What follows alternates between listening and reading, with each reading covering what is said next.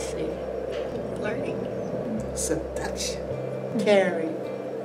sensuality, Sexual orientation. Trust. body image.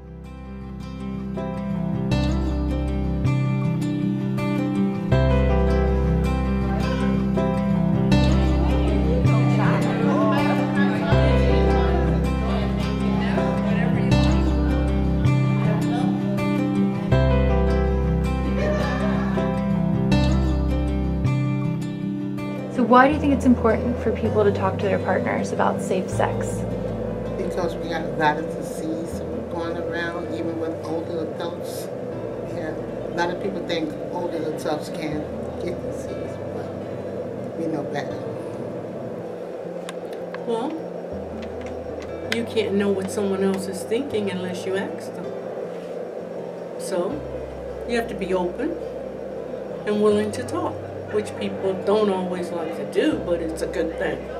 Because it's good to talk to your partner, you know, man or woman, because you want to get everything on the table and get everything straight and right so there won't be no misunderstanding.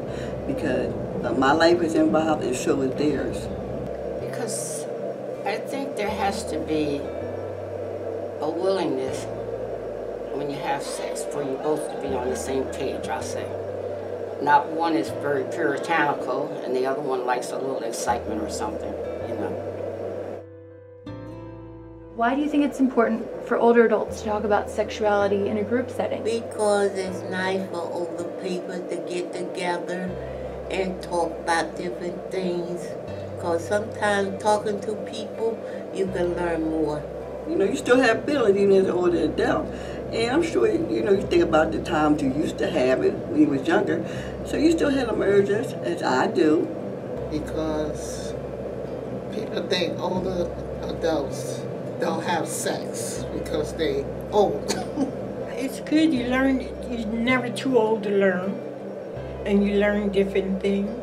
Because it's not something that we can push under the covers and keep it hidden no more.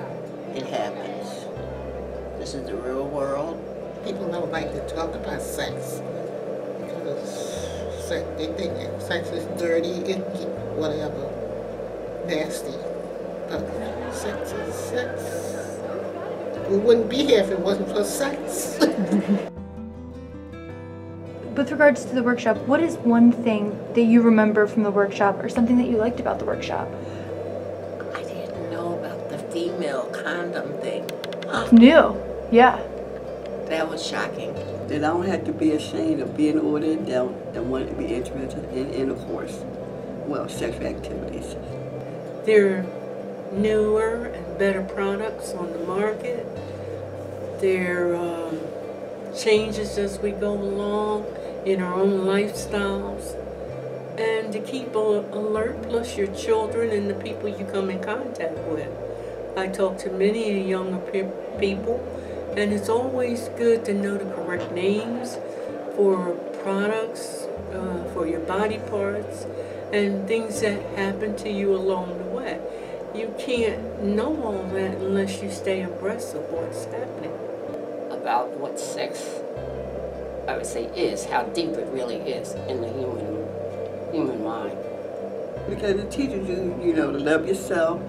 You can have these urges of sex, you know, and you know, we older, we're still sexually active, some of us, and we like to be looked at as sexual women.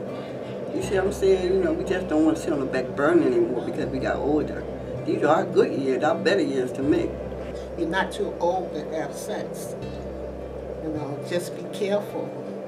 You know, talk about it.